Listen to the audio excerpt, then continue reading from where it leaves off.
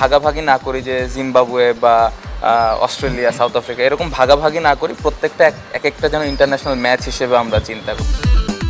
জিম্বাবুয়েকে অস্ট্রেলিয়ার মতো গুরুত্ব দিচ্ছেন শান্ত। কাল ডিপিএল-এ মুখোমুখি আবাহনী মোহামেডান।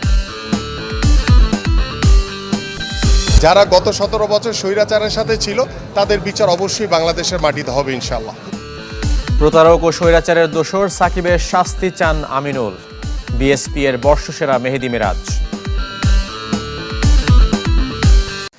জিম্বাবুয়েকে অস্ট্রেলিয়া দক্ষিণ আফ্রিকার কাতারে রাখলেন অধিনায়ক নাজমুল হোসেন শান্ত।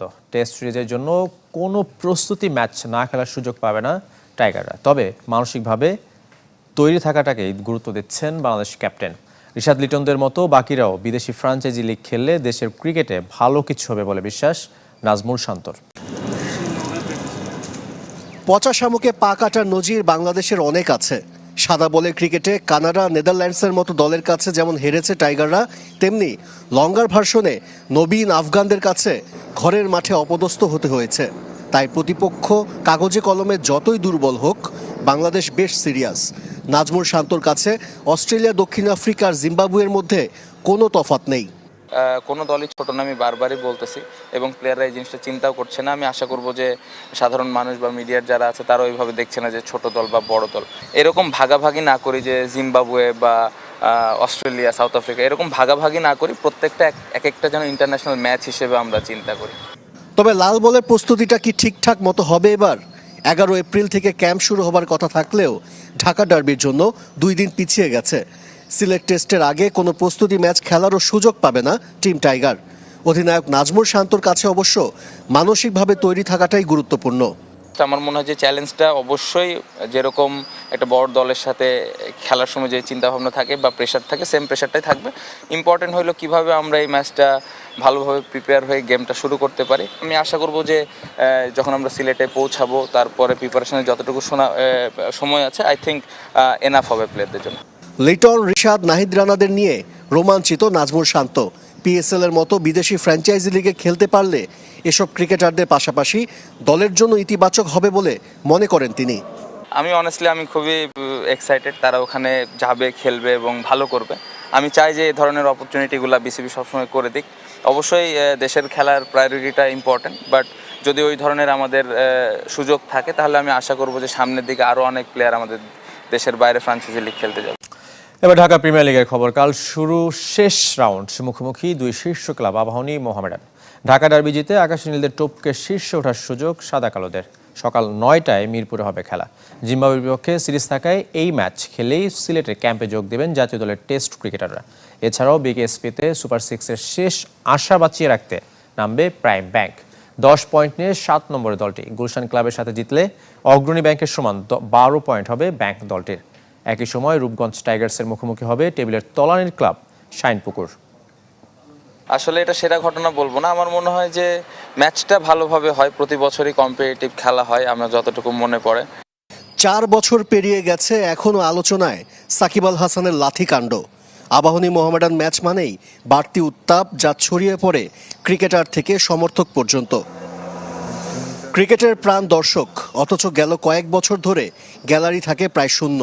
আবাহনী মোহামেডান ম্যাচেও মানুষের আগ্রহ তলানিতে কেন মুখ ফিরিয়ে নিচ্ছে দর্শকরা জানা নেই নাজমুল হোসেন শান্তর। আগের মতো ওইরকম উত্তেজনা নাই, আগের মতো মাঠে হয়তো আবাহনী মোহামেডানের খেলা দর্শক দেখতেও আসে না। বাট আমি যখন শুরু করেছিলাম 2015-16 দিকে, তখনও দেখতাম যে গ্যালারিতে কিছু মানুষ আসতেন। সো ওই জিনিসটা কমার কারণ আমার কাছে আসলে এই উত্তরটা নাই। 2 দলের ক্রিকেটারদেরও ডার্বির উত্তাপ স্পর্শ করে না। এই ম্যাচ জিতলে শিরোপা ধরে রাখার মিশনটা সহজ হবে লিগ লিডার আবাহনীর। মোহামেডানও ছেড়ে কথা বলবে না। মিরাজ, হৃদয়, মাহমুদুল্লাহ, মুশফিকদের নিয়ে গড়া সাদা কালোরা চ্যালেঞ্জ জানাতে প্রস্তুত, তবে মিস করছে তামিম ইকবালকে। তামিম তো একটা বড় সাপোর্ট আমাদের অ্যাজ এ ব্যাটসম্যান। তার এক্সপিরিয়েন্স, তার অ্যাবিলিটি আমাদের অনেক হেল্প করছে, এবং হেল্প করতে সে off the field, on the field সব জায়গায় সে ইনভলভ থাকে। তো মিস তো করছি, কিছুটা হলেও মিস করছি, বাট আমাদের স্টিল যারা আছে তারা good enough to win the match. আগের ম্যাচগুলোতে কোন জিনিসগুলো মিস্টেক ছিল, ওই জিনিসগুলো যেন পরবর্তী ম্যাচে না হয়, এটাই প্ল্যান থাকবে। বাড়তি কোনো আসলে প্রেশার বা এক্সট্রা এফোর্ট দেওয়ার কোনো আসলে বিষয় নাই এই ম্যাচে। দিন শেষে এটা একটা খেলা, বাট আবাহনী মোহামেডান অলওয়েজ একটা মানুষের তো একটা বাড়তি চাওয়া পাওয়া থাকে। সাম্প্রতিক রেকর্ড অবশ্য আবাহনীর পক্ষে। গেল মৌসুমে 2 দেখায় 2বারই জিতেছিল আকাশী নীলরা। প্রতিশোধ নিতে পারবে কি তামিমবিহীন মোহামেডান? সাকিব আল হাসানকে প্রতারক বলেছেন বিএনপির কেন্দ্রীয় ক্রীড়া সম্পাদক আমিনুল হক। স্বৈরাচারের দোসর হিসেবে এই দেশের মাটিতেই তার বিচার হবে বলে জানিয়েছেন বাংলাদেশ ফুটবল দলের সাবেক অধিনায়ক। হাসান বাংলাদেশের গত 17 বছরের যে স্বৈরাচার সরকারের 300 আসনের একজন এমপি ছিলেন।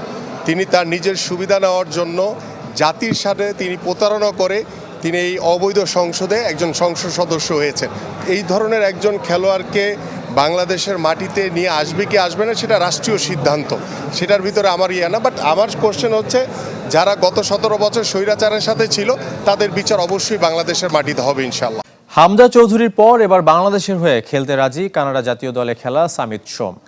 জুন উইন্ডোতে তাকে পাওয়া চ্যালেঞ্জিং, তবুও এই মিডফিল্ডারকে নিয়ে আশা বাঁচিয়ে রাখছে ফুটবল ফেডারেশন। এরই মধ্যে শুরু হয়েছে প্রক্রিয়া। লাল সবুজ জার্সিতে হামজা চৌধুরীর অভিষেকের পর বাংলাদেশমুখী হতে শুরু করেছেন প্রবাসী ফুটবলাররা। তারই ধারাবাহিকতায় এবার কানাডা জাতীয় দলে খেলা মিডফিল্ডার সামিত সোম বাংলাদেশের হয়ে খেলার চূড়ান্ত সিদ্ধান্ত জানিয়েছেন। I'm thankful to him and his family যে এখন আজকে ইনফ্যাক্ট জানতে পারলাম যে আলহামদুলিল্লাহ উনি এগ্রি করেছেন লাল সবুজ জার্সি পরে খেলবেন। এখন গোয়িং ফরওয়ার্ড আমরা তার সাথে আলাপ করবো তার ওভারঅল প্রসেসটা কতদিন লাগবে এবং একই সাথে উনি কোন কোন খেলার জন্য অ্যাভেলেবেল হবে সেটাও আমরা দেখব। সামিত সোমের জন্ম নিবন্ধন, পাসপোর্ট তৈরি সহ কিছু আনুষ্ঠানিকতা বাকি, এরপর ফিফার অনুমতির অপেক্ষা।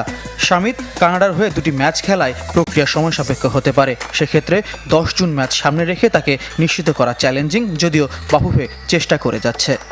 যেহেতু উনি জাতীয় দলে খেলেছেন, যেহেতু উনি জাতীয় এইজ ভিত্তিক দলে খেলেছেন ক্যানাডার জন্য, সেহেতু আপনার ডেফিনেটলি ওদের প্রসিডিউরাল একটা ইস্যু আছে। এটা কোনো চ্যালেঞ্জ নয়, বাট একটা সময় সাপেক্ষ ব্যাপার। দ্যাট উই উইল ডু ইনশাআল্লাহ। ওইখানে আমাদের কন্ট্রোল নাই, তবে আমি ইতিমধ্যে খবরটা পেয়েই সময়তে সভাপতির সাথে কথা বলতে, যিনি মালয়েশিয়া আছেন, উনি আমাকে বলেছে ওখানে তো আমরা ইনফ্লুয়েন্স করতে পারবো না, but definitely we will request and we will see how fast it can be done. But প্রথমে আমাদের পাসপোর্টটা করতে হবে, পাসপোর্ট হওয়ার পরে দেন দ্য ফিফা। হামজা সামিত দুজনেই মিডফিল্ডার, তবে তাদের মানের ফুটবলারকে নিশ্চিত করতে পারায় তৃপ্ত ফেডারেশন। আগামীতে পজিশন অনুযায়ী প্রবাসী ফুটবলার খোঁজার পরিকল্পনা বাফুফের। এদিকে দীর্ঘ বিরতির পর মাঠে ফিরেছে বাংলাদেশ প্রিমিয়ার লিগ ফুটবল। 11তম রাউন্ডের প্রথম দিন ছিল 2 ম্যাচ, জিতেছে পুলিশ এফসি ও রহমতগঞ্জ। কাল বিগ ম্যাচে মুখোমুখি বসুন্ধরা কিংস ও মোহামেডান। বিকাল 5:30টায় শীর্ষে থাকা সাদা কালোদের আতিথ্য দেবে চ্যাম্পিয়নরা। এর আগে দুপুর 3টায় মুন্সিগঞ্জে ফোর্টিস্কে ব্রাদার্স ও আবাহনীকে আতিথ্য দেবে ঢাকা ওয়ান্ডারার্স। 10 রাউন্ড শেষে সবাইকে ছাড়িয়ে মোহামেডান 9 জয় ও 1 হারে তাদের পয়েন্ট 27। 2 থাকা আবাহনীর চেয়ে 4 পয়েন্ট বেশি, আর সেখানে বসুন্ধরার পয়েন্ট 20। শীর্ষস্থান ধরে রাখার মিশনে স্কোয়াড বিবেচনায় কিংসের চেয়ে এগিয়ে সাদা কালোরা। সুলেমান দিয়াবাতে ও সানডে ইমানুয়েল আছেন দারুণ ফর্মে। বিপরীতে আবাহনীর বিপক্ষে ফেডারেশন কাপের কোয়ালিফায়ার 1 হেরে কিছুটা ব্যাকফুটে স্বাগতিকরা। আছে ইনজুরি সমস্যাও। প্রথম লেগে সাদা কালোদের আছে জয়ের সুখস্মৃতি। এই ম্যাচে পর্যাপ্ত নিরাপত্তা নিশ্চিতে ভাটারা থানাকে চিঠি দিয়েছে বাফুফে।